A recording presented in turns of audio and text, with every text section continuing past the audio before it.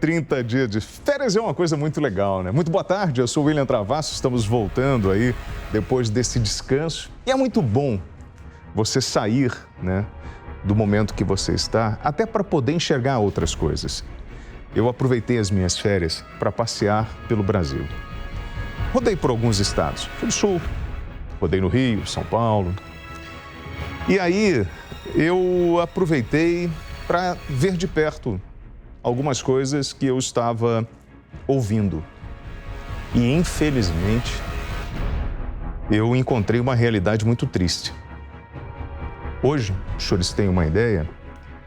Aquelas imagens que nós tínhamos em 2010 das ocupações no Complexo do Alemão, da presença de bandidos fortemente armados, nós temos de novo hoje, hein?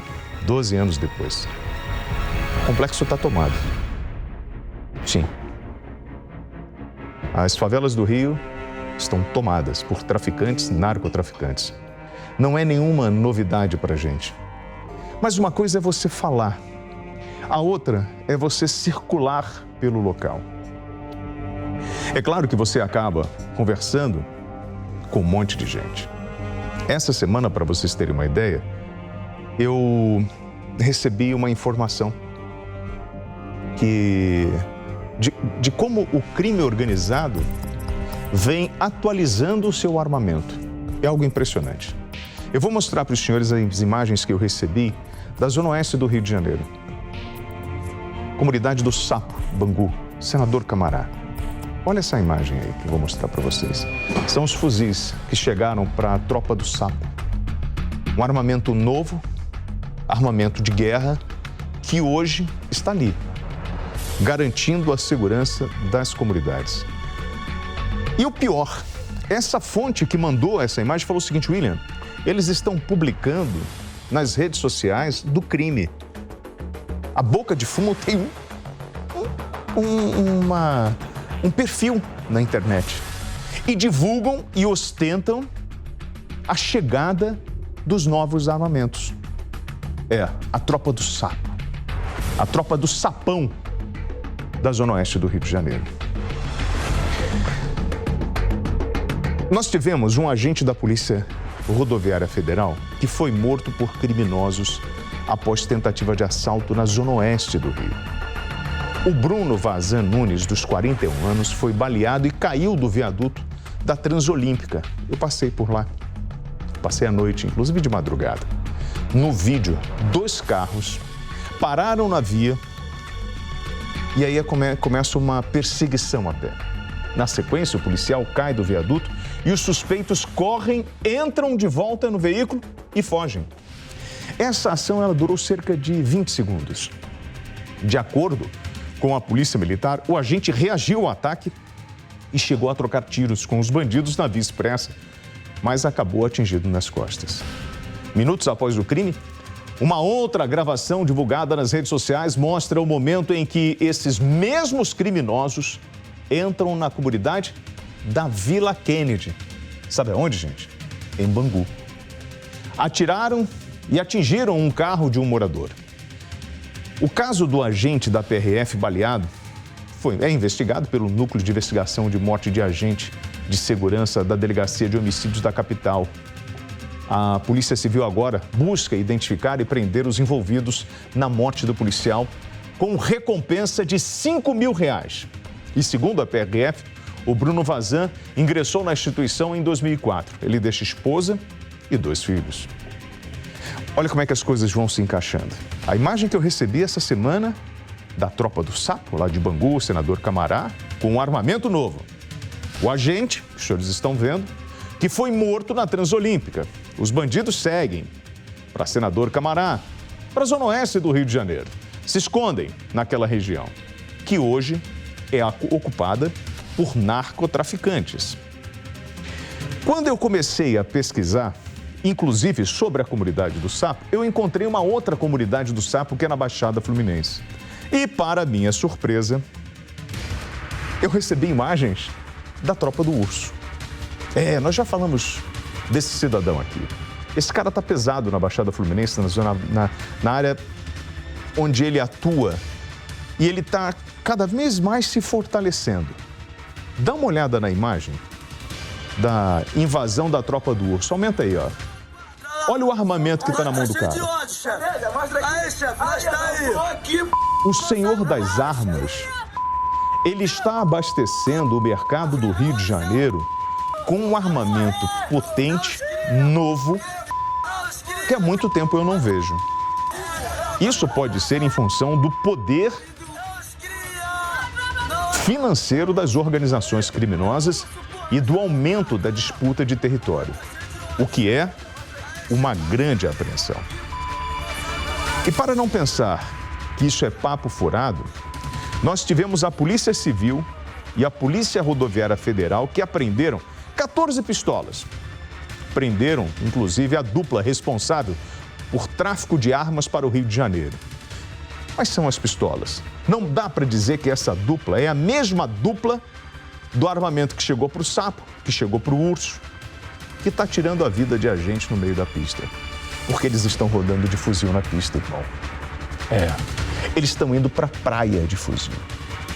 E ainda debocham. Eles falam o seguinte: quem falou que a gente não vai para a praia? Entram num carro com película, um monte de bico, um monte de fuzil e vão curtir. Me dá a reportagem do Felipe Abreu falando da apreensão dessas armas e da prisão das duas pessoas. As pistolas importadas e os diversos carregadores estavam escondidos e presos ao corpo desta mulher, por meio de cintas e fitas adesivas. A ação conjunta entre policiais rodoviários federais, a PRF, e agentes da Coordenadoria de Recursos Especiais, a CORE da Polícia Civil, resultou na apreensão de 14 pistolas importadas, de fabricação israelense e argentina, todas elas no calibre 9mm. Parte delas com kit rajada e com as numerações suprimidas, além de 28 carregadores. Rafaela da Costa Martins, de 40 anos, foi presa em Resende, no Rio de Janeiro, durante a operação para combater o tráfico de drogas, armas e munições. A criminosa confessou que estava trazendo um carregamento de armas de fogo ilegais para o Rio de Janeiro. Também foi preso Fábio Gonçalves Fialho, de 41 anos, que aguardava a chegada do carregamento de armas em um posto de combustíveis no Rio de Janeiro. A dupla foi conduzida para a cidade da Polícia Civil, onde será autuada em flagrante delito pelo crime de tráfico de armas. Modalidade que avança nas comunidades através, inclusive, de jovens audaciosos que ainda as exibem nas redes sociais. É o lazer, é a Puma agora aqui é Puma. Puma, o Clerretão, Adidas lá, o Bola lá. É aqueles piques. Para reprimir o tráfico de drogas e armas, a polícia realiza ações que intensificam operações integradas, troca de informações de inteligência e fiscalizações nas regiões conhecidas como as principais rotas utilizadas pelo crime organizado.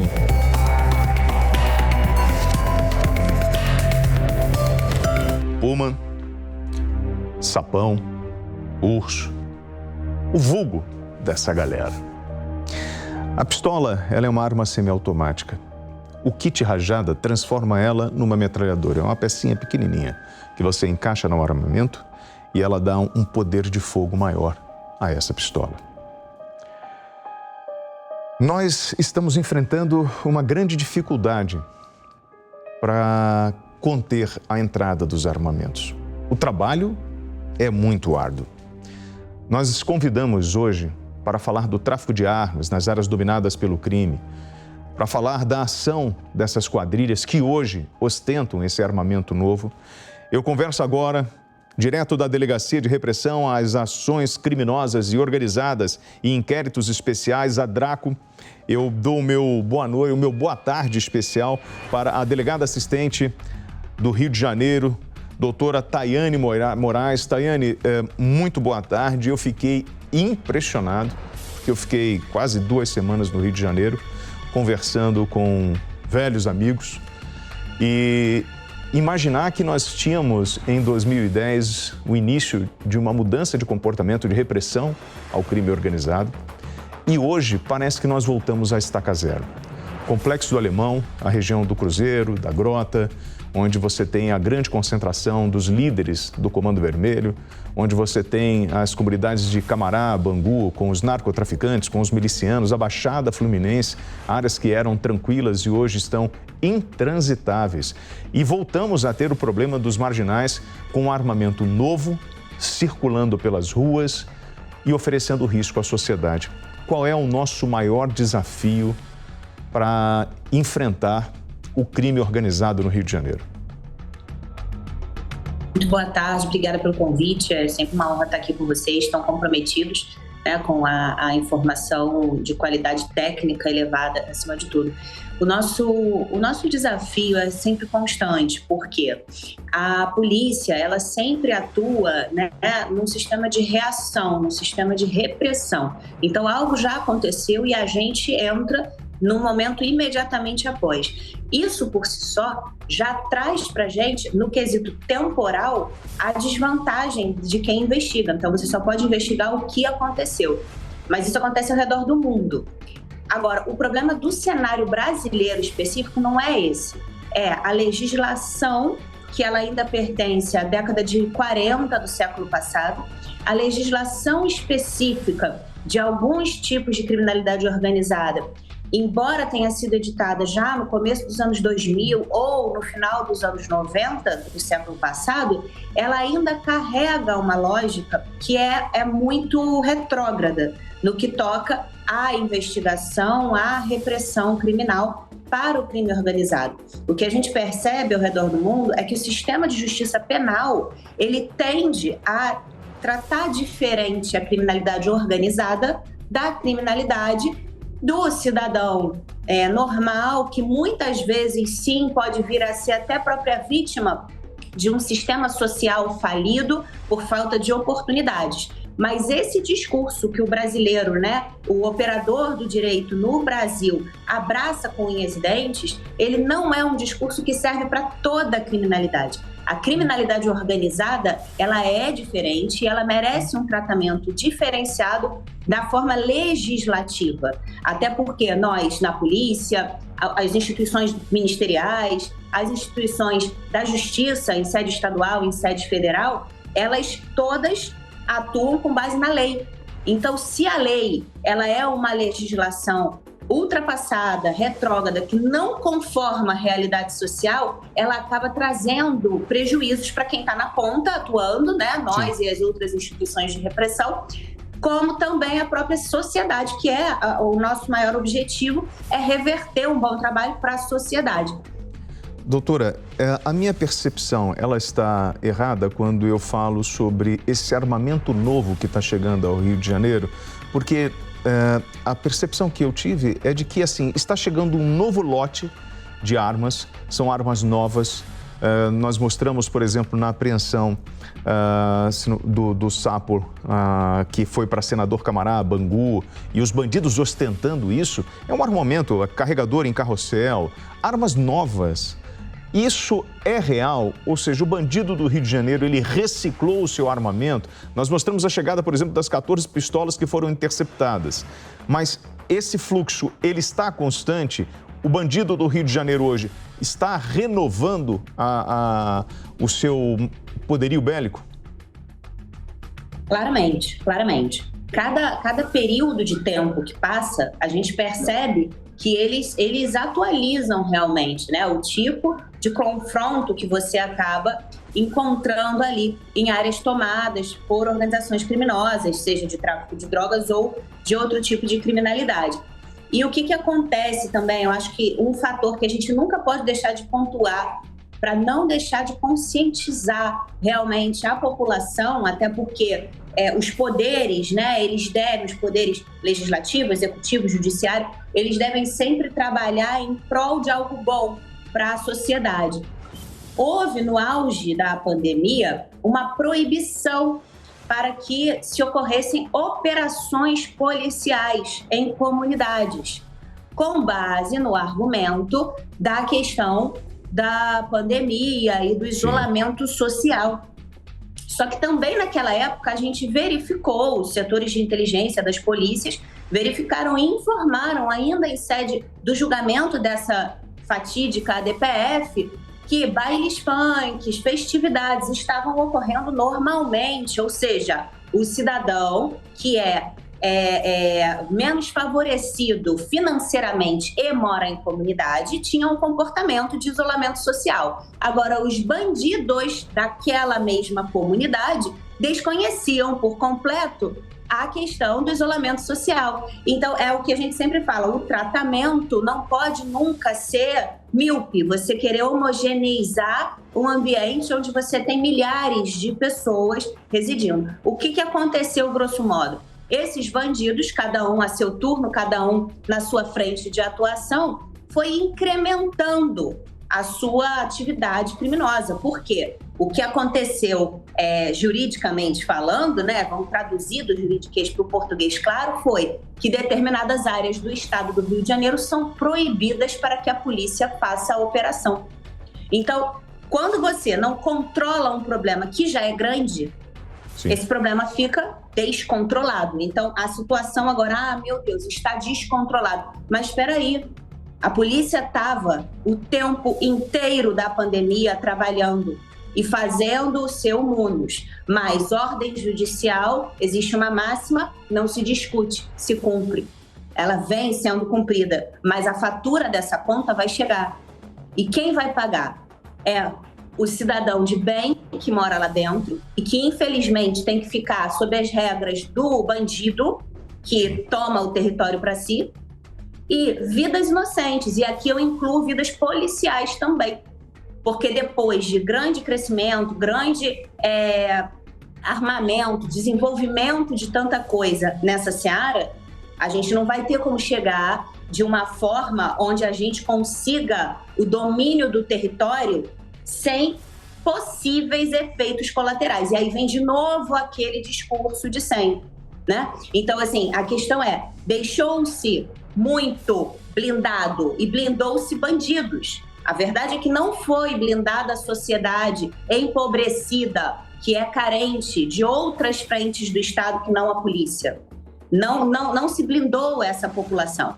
Blindou-se os bandidos e os simpatizantes desses bandidos que se beneficiam do crime nessas regiões menos favorecidas. Isso que essa decisão, na prática, acabou gerando para efeito de quem combate a criminalidade. Eu acompanhei todos os dias, de 2006 a 2010, até a operação no Complexo do Alemão, quando isso acontece em função dos atos de terrorismo que estavam acontecendo no Rio de Janeiro.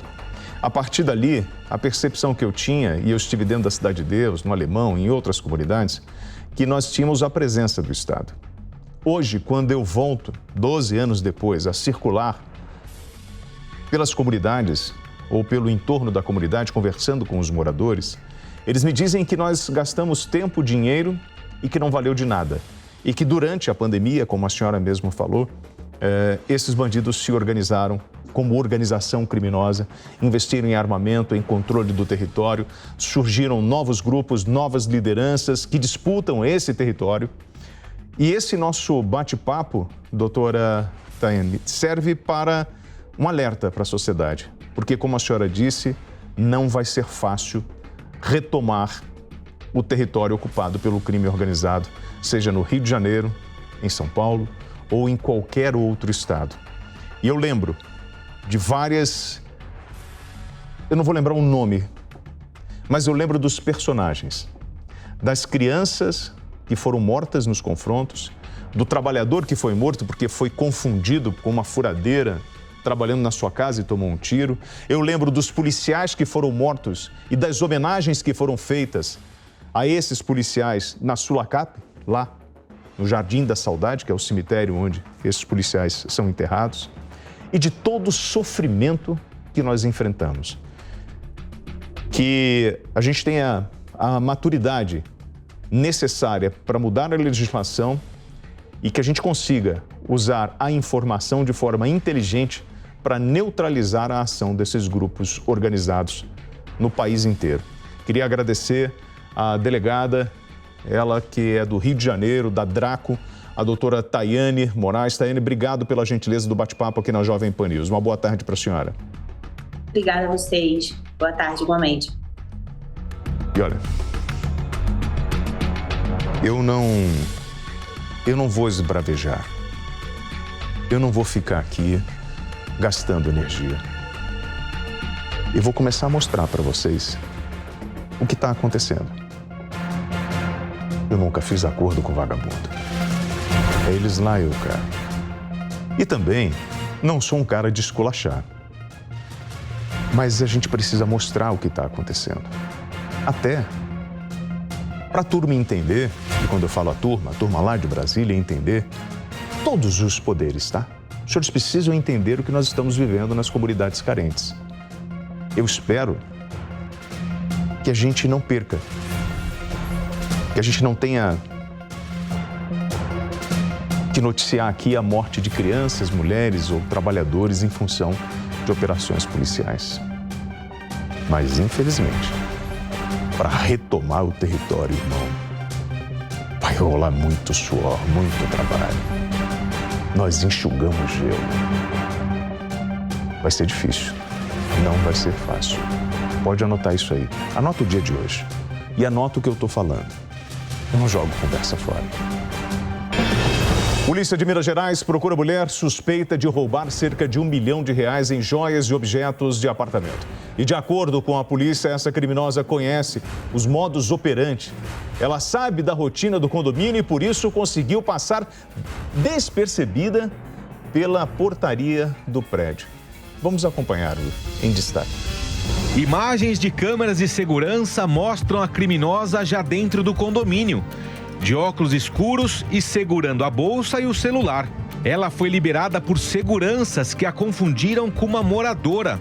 No corredor, ela ainda passa por uma pessoa e entra no elevador e vai direto ao 7º andar. Dentro do apartamento, câmeras recentemente instaladas mostram as imagens do furto, que durou cerca de 1 hora.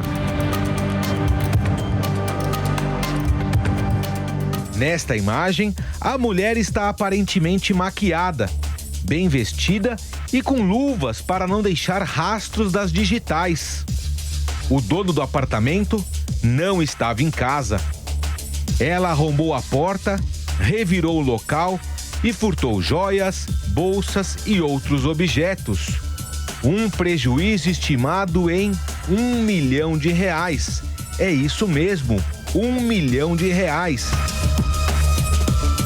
De acordo com a Polícia Civil, a mulher que está foragida é uma velha conhecida nessa modalidade de crime e costuma agir em diversos estados do país. A polícia agora procura a mulher suspeita de entrar no condomínio de luxo no bairro Luxemburgo, na região centro-sul de Belo Horizonte, em Minas Gerais. Olha, esse tipo de roubo, isso é informação privilegiada, amigo. É simples. Vem aqui. Eles vão monitorando o teu cotidiano, o cotidiano do prédio. Mas alguém passou essa informação. Porque ela sabia o horário.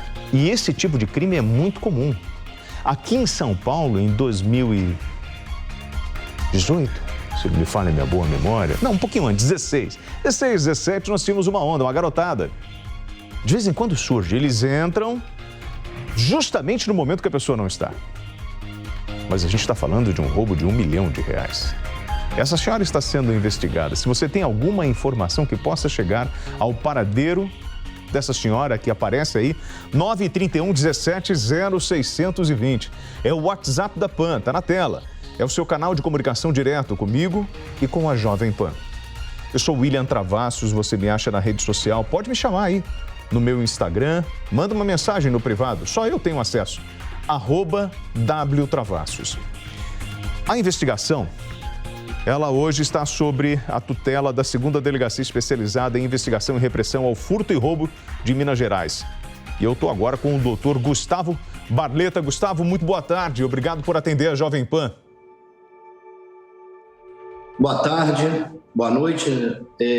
Obrigado, eu que agradeço a oportunidade de esclarecer alguns pontos. Gustavo, vamos lá. Essa senhora, a gente ainda não tem a identificação dela, correto?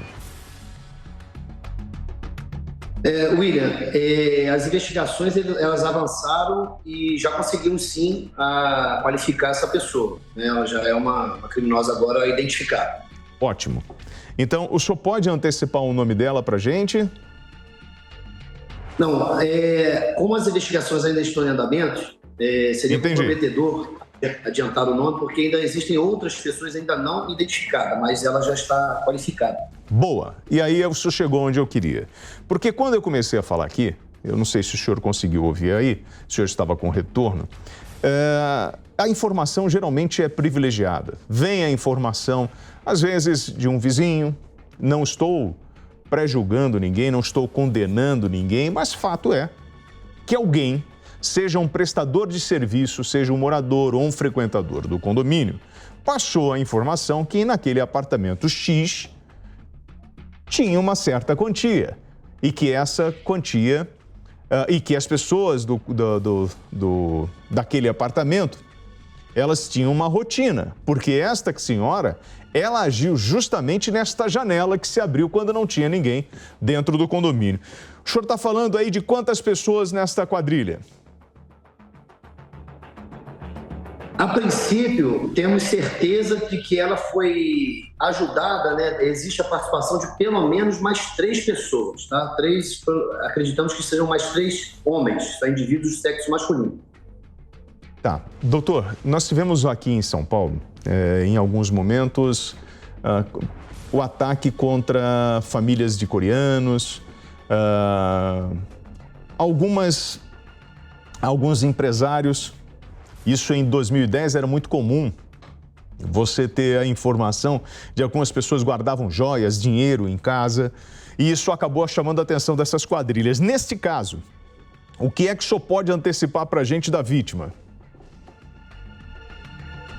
Sim, William, eu acompanhei o início da sua fala, muito bem colocado. Na verdade, não é exclusividade de São Paulo. Curioso o fato, não sei se você tem conhecimento, criminosos migraram aí do estado de São Paulo e vieram para Minas Gerais, mais especificamente Belo Horizonte. É verdade o que você nos relatou em relação a vítimas de origem oriental. Eu estou aqui no DEPATRE, na Foods Roubo, há 7 anos e eu fiz uma operação em 2016, 17, exatamente no ano que você mencionou, e o nome dessa operação era denominado de Expresso Oriente. Justamente porque todos os criminosos investigados, eles tinham uma opção, eles tinham uma preferência por invadir imóveis de pessoas de origem orientais, tá? De origem oriental. E nossas investigações avançaram, prendemos algumas pessoas, inclusive aí na cidade de São Paulo, realmente pessoas muito jovens, e continuamos monitorando, já efetuamos outras prisões, então de vez em quando a gente aparece aí em São Paulo, a gente cumpre prisões e busca apreensões também.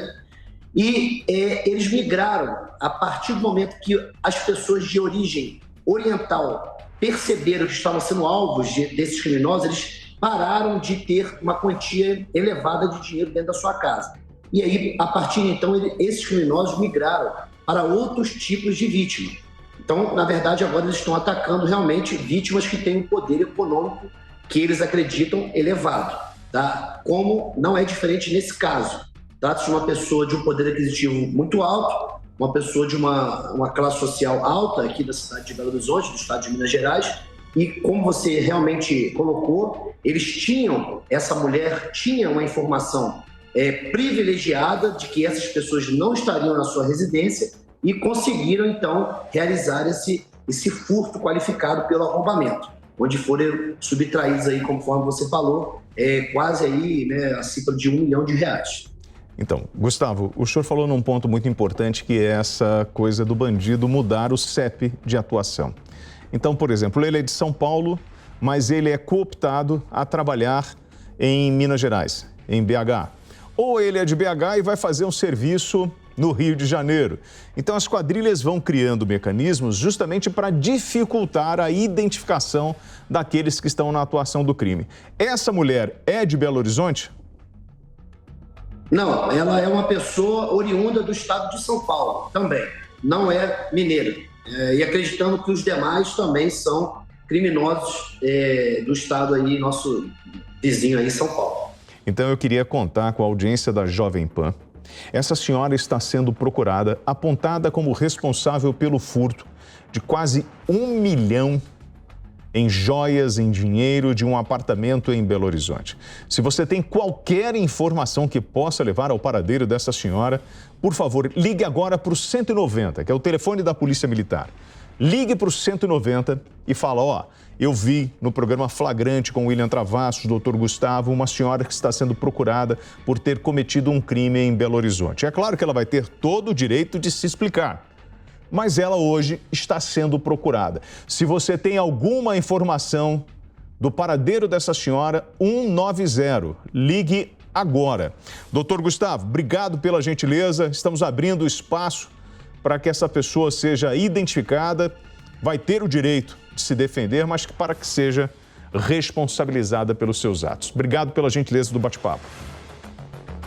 Eu que agradeço, William. Obrigado pela sua oportunidade, obrigado a todos os seus telespectadores. E mais uma vez eu reforço, como você disse, qualquer pessoa que tiver alguma informação, a gente está procurando realmente essa mulher, pode contactar as forças de segurança e também a nossa delegacia aqui em Belo Horizonte, Minas Gerais, estamos à disposição. Muito obrigado. A segunda delegacia especializada em investigação e repressão ao furto e roubo de Minas Gerais, doutor Gustavo Barleta. Obrigado, Gustavo. Um abraço para o senhor, muito obrigado pela gentileza. Olha, o crime só muda de CEP, amigo. A situação é a mesma. Se você quer mandar a informação para mim, pode mandar, manda no Instagram, @WTravassos, beleza? Eu encaminho para o doutor. Eu não estou esculachando ninguém. Não, claro que não. Eu não fui roubar R$1 milhão lá no apartamentinho, eu não estava querendo tirar onda com joias, não é isso? E ela não está sozinha, não. Tem mais 3, pelo menos. Monique Medeiros, Dr. Jarim, foram absolvidos por fraude processual no caso do Henri Borel. Já o pai do Henri afirmou que esperava que a mãe e o padrasto do menino fossem a júri popular por todos os crimes apontados na denúncia. Quem vai contar pra gente como está a situação do caso é o Rodrigo Viga. É isso, William. Tem mais polêmica no caso Henri Borel. A juíza desse caso específico, Elizabeth Machado Louro, aqui da Justiça Fluminense, decidiu absolver o doutor Jairinho e a professora Monique Medeiros de 2 acusações que foram imputadas por polícia e por Ministério Público: tortura e fraude processual. Na mesma decisão, essa juíza decidiu que os dois, Monique e Jairinho e Monique, William, eles vão para júri popular. Esse júri deve acontecer somente no ano que vem, não há mais tempo hábil para esse ano de 2022. Henri foi morto, para quem não lembra, em março do ano passado, após ser agredido pelo padrasto e com a conivência da mãe, segundo investigações da polícia e do Ministério Público. Essa decisão da juíza deixou o pai de Henri Borel, o engenheiro Leniel Borel, inconformado. Ele disse que está lutando desde o ano passado para conseguir justiça em torno da morte do filho. Após 1 ano e 8 meses pedindo por justiça pelo meu filhinho, tenho lutado para que os réus Jair e Monique sejam penalizados na proporção da brutalidade de todos os crimes que cometeram. A pronúncia de Jair e Monique no crime de homicídio triplamente qualificado e apenas do Jairo no crime de tortura, apesar de não ter aparecido nada novo desde o recebimento da denúncia pela magistrada, não demonstra uma justa decisão. Respeitamos a decisão da doutora Elizabeth Machado Louro, mas entendemos que há uma incoerência nessa decisão de ambos os réus, além da forte materialidade em todos os crimes. Desta forma, iremos recorrer para que os 2 monstros sejam julgados pelo Tribunal do Júri por todos os crimes pelos quais foram acusados, uma vez que nessa fase vigora o princípio indúbio pro societar, sem qualquer parcialidade, pelo sistema mais justo desse país, o sistema de julgamento pelo povo, o júri popular. Agradeço a todos pelo apoio, vamos continuar aqui pedindo por justiça, justiça por Henri Borel, uma justiça justa, não uma justiça parcial. Muito obrigado Vamos em frente, juntos somos mais fortes. Na mesma decisão, a juíza Elizabeth Machado Louro, William, manteve a prisão preventiva de doutor Jairinho e deu direito a Monique Medeiros, a mãe da criança, a aguardar o julgamento em liberdade. Mas ela vai ter que entregar o passaporte à justiça para evitar que, eventualmente, ela possa deixar fugir do país. E tem mais polêmica em torno de doutor Jairinho, ex-vereador aqui do Rio de Janeiro, que foi cassado recentemente, depois que esse caso veio à tona, a morte de Henri Borel. O registro dele de médico no Conselho Regional de Medicina do Rio de Janeiro está novamente ativo. Havia sido suspenso em meados do ano passado. Foram aplicadas 2 punições de 6 meses. Esse prazo já venceu, já expirou e, em tese, Jairinho pode atuar como médico na cadeia, em Bangu 8, no complexo de Bangu, na zona oeste da capital, onde está detido desde abril do ano passado. Isso aconteceu, inclusive, e se for condenado, dizem os especialistas que a pena dele pode ser reduzida.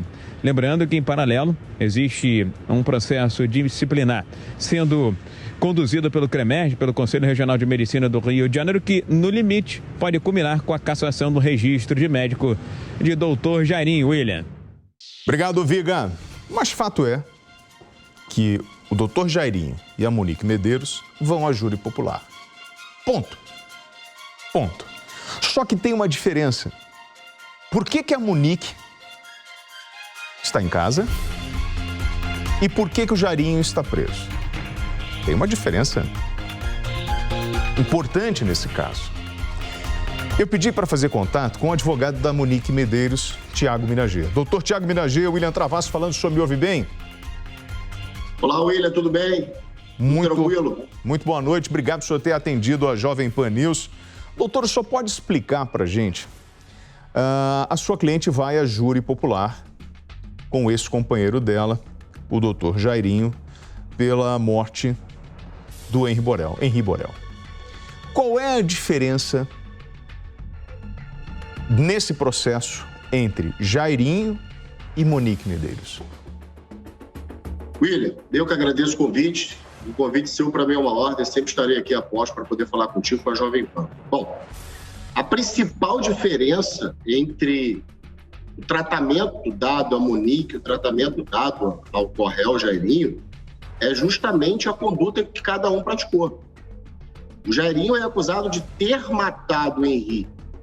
A Monique é acusada de não ter impedido a morte do Henri. Então, existe uma diferença muito grande daquele que mata, daquele que pratica a conduta, isso eu estou falando no campo da acusação, tá? E uma diferença daquele que deveria evitar e não evita, né? Então, esse é o principal ponto diferencial de tratamento entre ambos. Só que não existe um crime específico para aquele que se omite nesse caso. Então, pela lei, ela é enquadrada junto com o Jairinho no artigo 121, que é o homicídio, só que ele responde pela conduta de matar, praticar atos de matar uma pessoa, e ela responde pelo fato de não ter impedido aquilo que ele fez. Essa é a principal diferença no processo, e isso muda completamente o tratamento. Porque uma coisa é aquele que mata, e outra coisa é aquele que não impede a morte no campo da acusação. Isso dá uma diferença brutal, não só de tratamento, como de tudo, de pena, é tudo diferente. Embora seja o mesmo caso, embora seja o mesmo fato, embora seja a mesma morte. Mas doutor, são condutas distintas. No andamento do processo, eu não sei se a gente já pode abordar isso, eu não sei se isso está sob sigilo, mas de como isso aconteceu. Né? Quando o senhor fala, olha, o Jairinho ele matou, a Monique impediu. Em que momento isso acontece e de que forma que isso acontece? Então, na verdade, não sou eu que digo que o Jairinho matou. Se você parar para reparar, William, o Ministério Público e a polícia, eles implicitamente dizem que Monique não matou. Porque tanto o delegado de polícia quanto o promotor, quando afirmam, olha, Jairinho matou Henri, Monique não impediu que Jairinho o matasse. Veja, o que isso você consegue denotar? A acusação diz, uma pessoa matou, foi lá e praticou os atos de matar, seja pelo meio cruel, pela tortura, como eles dizem, e essa mesma acusação disse, ela não fez aquilo que deveria fazer para proteger a criança. Ponto. Então, assim, na verdade, eu nem entro no mérito em dizer como o Jairinho matou, o que ele fez, porque isso compete ao Ministério Público. O que me cabe aqui é só mostrar, primeiro, essa diferença de acusação entre Jairinho e Monique, onde ele é acusado de matar e ela é acusada de se omitir, e que isso traz consequências completamente distintas, tanto no tratamento processual quanto no tratamento de uma possível condenação. Até a pena ela não pode ser igual. Até a pena ela tem que ser distinta, caso haja condenação aqui. Então, já estou trabalhando até com a possibilidade de, na pior das hipóteses, para a defesa, haver uma condenação de ambos. A pena não pode ser idêntica. Então, esse é um ponto. Eu não tenho como lhe afirmar, mesmo atuando no processo e conhecendo o processo todo, o que foi feito e como foi feito. Porque o que eu tenho de informação são os depoimentos de ambos. Né? O Jairinho, ele nega que tenha matado o Henri. A Monique, ela diz que estava dormindo e foi acordada por ele, o depoimento dela. Né? Só que a criança tem lá todas as feridas que causaram a morte dela. Quanto tempo para a gente formar esse júri? Qual é a expectativa da defesa em relação à conclusão desse caso? Olha, William, assim, eu vou te ser muito sincero. Tecnicamente falando, o grande problema é que um júri, um processo que envolve um crime contra a vida, principalmente de uma criança, é muito difícil você separar o profissional do emocional. As coisas se envolvem, né? As coisas se misturam ali, os sentimentos e a técnica processual acaba se misturando. Mas assim, eu como defesa, óbvio que eu estou aqui na expectativa de conseguir ou a absolvição ou um abrandamento de uma pena proporcional àquilo que ela é acusada, né? E é o que me cabe. Eu não estou aqui para apontar o dedo para Jairinho, outra pessoa, um caso alheio, um caso externo. Não. Minha função aqui é mostrar que a Monique, ela não matou o Henri. E isso o próprio Ministério Público e a polícia diz. Ela não matou. Ponto. O caso acontece em março de 2021. Nós já estamos no final de 2022. A previsão do término desse processo ou a previsão para o início do júri popular?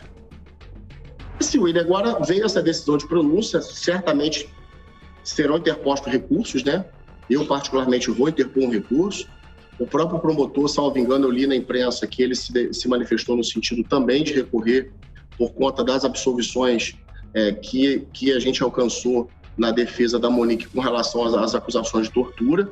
Então, assim, é um tanto quanto imprevisível, porque ainda terão recursos a ser dados. Fato é, 2022, obviamente que não, talvez segundo semestre de 2023 ou até mesmo 2024, dependendo do desenrolar dos recursos. Doutor... Mas não vai ser algo próximo, isso aí é fato. Doutor Tiago Minaget, agradeço a gentileza da sua entrevista. Eu sei que o senhor também está com um tempo apertado hoje, mas a gente vai conversando ao longo do flagrante e atualizando a situação do caso Henri Borel. Muito obrigado, um bom descanso para o senhor. Um abraço, William, bom trabalho. Tudo de bom aí, quando precisar é só chamar. Muito obrigado. Olha, nós vamos para um rápido intervalo e já voltamos com o flagrante aqui na Jovem Pan News. Eu sou o WT, eu sou o William Travassos, irmão. E não faço a conta com o vagabundo. Eles lá e eu cá. Intervalo rapidinho, eu volto já. Estamos de volta com o flagrante. Eu sou o William Travassos. Queria agradecer essa audiência da Jovem Pan. Faço um convite para que os senhores participem. Muito obrigado por todas as mensagens. Você que nos acompanha através do YouTube. Lembrando que no YouTube você tem a caixinha lá de mensagens que você pode bater papo com a turma, comentar os casos que estão sendo apresentados aqui no flagrante. Pode me seguir aí nas redes sociais no @WTravassos. Pode mandar uma mensagem para a Jovem Pan no 931 17 0620, é o WhatsApp da Pan.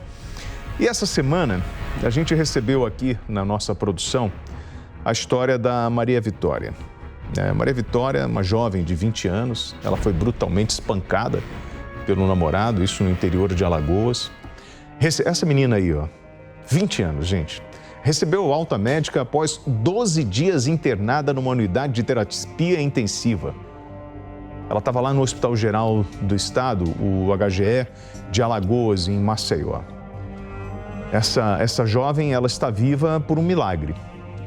o autor do crime, ele continua foragido. Inclusive, nós temos uma reportagem especial. Quem preparou...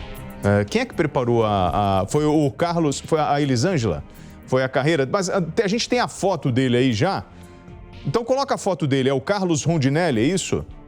Carlos Rondinelli, deixa eu ver a foto do Carlos Rondinelli. Esse senhor, esse homem aí, ó. Se você tem alguma informação do paradeiro dele, você liga agora para o 190 da Polícia Militar.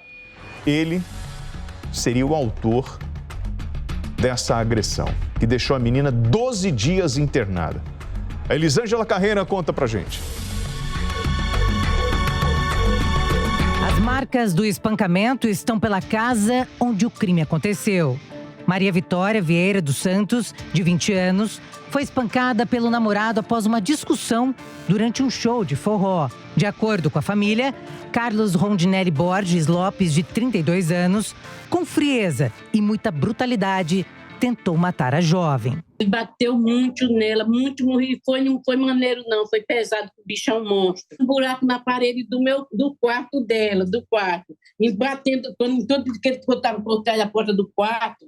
Aí ela chegou, então que eu estava por trás da porta do quarto com ela, quando ele pegou, aí ele pegou aqui e jogou na parede, ficou batendo com ela na parede. Eu acho que quando eu corri, acho que foi ali que ela desmaiou. Aí já fui meter murro nela e pesada nela no chão, já estava no chão ela. As imagens são fortes. Maria Vitória perdeu a consciência e foi para a UTI. Ela teve traumatismo craniano, lesões e fraturas na face. Além disso, perdeu 2 dentes. A jovem ficou 12 dias internada. Uma menina cheia de vida, vaidosa e que agora carrega sequelas do crime que a deixaram com várias marcas no rosto e dificuldades na fala. Vitória só se alimenta de comidas pastosas e se locomove com a ajuda de familiares. Uma rotina difícil para a família que não se conforma com a frieza do homem que sempre jurou amor pela jovem. Eu fiquei arrasada, viu? Para mim ele tinha matado a minha neta, né? E eu corri no meu pensamento, eu correndo e pensando, oh meu Deus, eu não vou deixar a minha neta sozinha, ele vai matar a minha neta. Eu vou correr para ele não me matar, porque eu sabia que ele ia matar a minha neta e depois ia fazer um serviço comigo. Aí eu corri, meu Deus, eu estou sendo fraca, porque eu não vou poder defender a minha neta. Vou deixar ele matar a minha neta sem eu poder fazer nada. Eu corri com essa dor, ainda hoje eu tenho essa dor no meu coração, que eu não tive coragem de defender a minha neta, porque o cabra é um monstro. Se eu fosse fazer igual, não tinha como fazer nada para impedir. Não tinha. Né? Porque do jeito que ele estava, parece que ele estava endemoniado. Segundo a avó, o relacionamento era abusivo. Carlos Rondinelli era muito ciumento e já havia agredido a vítima outras vezes.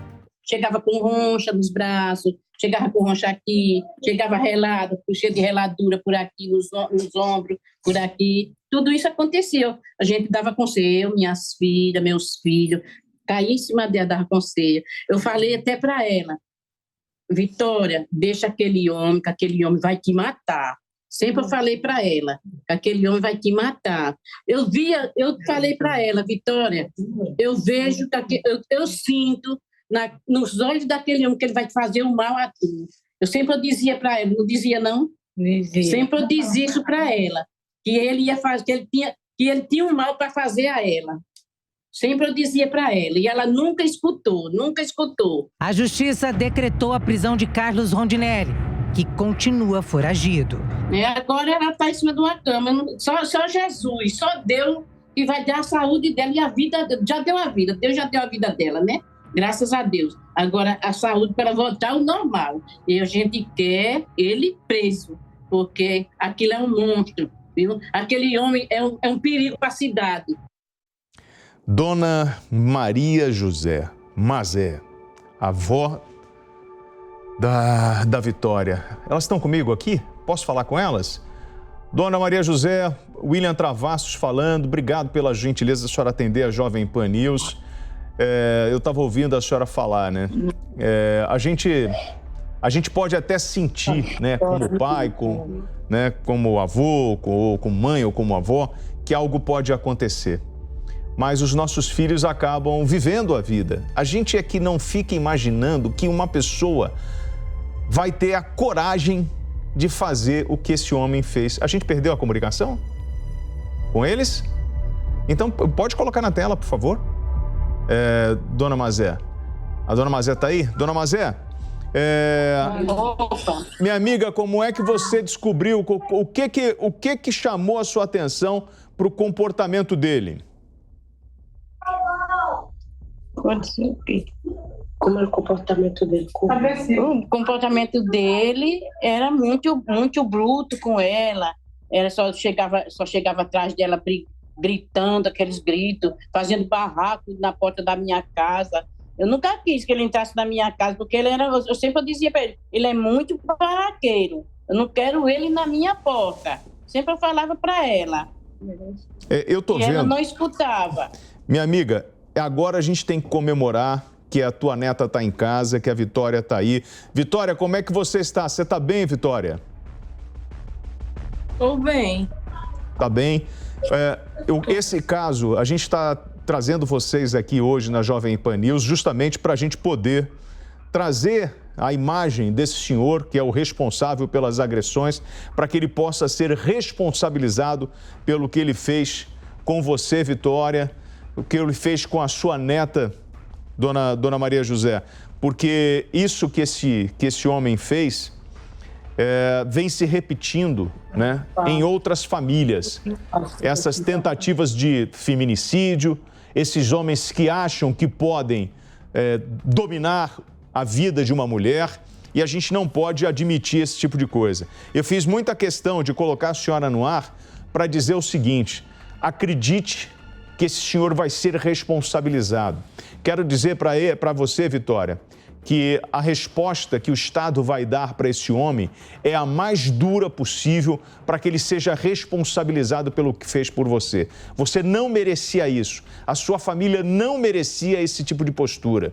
E a gente dizer para a dona Maria José, você foi uma guerreira em estar junto com a tua neta, e a gente é aquela coisa, sabe, ô Mazé? É isso mesmo, a gente tem que acolher, a gente tem que dar apoio e a gente tem que estar junto com os nossos. E isso faz a diferença nesse momento de recuperação da tua neta. E que bom que ela está aí com vocês, Mazé. A gente queremos justiça, né? Porque aquele homem é um perigo para a cidade e para a população toda, né? Porque ele fez isso com a minha neta, pode fazer com qualquer outra pessoa.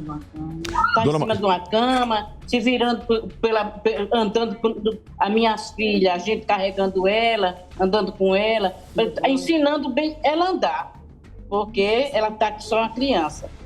É um recomeço, Mazé. Eu queria agradecer a sua gentileza do bate-papo, a Vitória também. Um beijo especial, muita força, família. E agora a gente vai fazer o nosso trabalho aqui, dando apoio e voz ao delegado responsável da 103, Delegacia de Polícia de Capela, na cidade do interior de Alagoas, Maceió, doutor Gustavo Pires. Ele que está aí trabalhando para chegar ao Carlos Rondinelli Borges Lopes, que continua foragido. Doutor, alguma pista desse criminoso? Olha, é o seguinte, todas as informações que chegam para a Polícia Civil, elas estão sendo prontamente diligenciadas. Só que até o presente momento a gente não conseguiu prendê-lo ainda. Sim, doutor, o que nós temos de informação? Ele é o homem responsável, né, pelo que tudo indica, pela avó falou, a filha, enfim, tem as testemunhas que colocam ele na cena desse crime. Ele ou a informação chegou para o senhor, ele tem algum envolvimento com crime, com roubo, com drogas? É o seguinte, desde que chegou ao conhecimento da delegacia esse fato criminoso, a gente começou a diligenciar, ouvimos familiares e testemunhas e no mesmo dia solicitamos a prisão do meliante. O juiz prontamente atendeu e fomos verificar a vida passada do elemento e constatamos que ele já tinha uma condenação por homicídio e por roubo, totalizando um total de 30 anos de cadeia. Só que estava respondendo atualmente no regime semiaberto. Aí, no caso, comunicamos ao sistema prisional para que fosse instaurado um procedimento administrativo e que fosse regredido o regime dele, passando para o regime fechado. Bom, doutor, o senhor tem alguma informação em relação a ele pode ter saído do estado ou ido para outra cidade? Aí não tem essa informação, mas eu acredito que sim, porque já foi bastante divulgado esse caso aqui e até agora não conseguimos prendê-lo. Possivelmente está fora do estado. Bom, então nós vamos aproveitar a oportunidade. Eu vou pedir para colocar a foto do Rondinelli Borges Lopes, que continua foragido, pode estar aqui pelo estado de São Paulo, no Rio, aproveitando a audiência da Jovem Pan. Se os senhores têm alguma informação do paradeiro desse senhor, por favor, liguem agora para o 190 da Polícia Militar. Ele é apontado pelo espancamento e pela tentativa de homicídio de uma jovem de 20 anos lá em Alagoas. E eu gostaria, na cidade lá de Capela, quem está investigando é o doutor Gustavo Pires. Gustavo, já mostramos aqui então. Muito obrigado pela sua participação. Eu torço para que esse senhor seja identificado. Com a ajuda de vocês, no âmbito nacional, possivelmente logo tem uma boa notícia da prisão desse elemento. Correto. Doutor, obrigado pela gentileza do bate-papo. Ótima noite para o senhor. Queria agradecer também, cumprimentando o senhor, cumprimentando toda a audiência da Jovem Pan News. Muito obrigado pelo carinho, pela participação, pela companhia no dia de hoje. Eu sou o William Travassos. Pode me chamar de WT, irmão. Um bom final de semana para os senhores. E bota uma coisa na tua cabeça. Eu não faço acordo com vagabundo. É eles lá e eu cá. Um bom final de semana para vocês.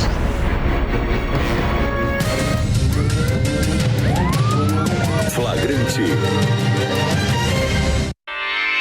Realização Jovem Pan News.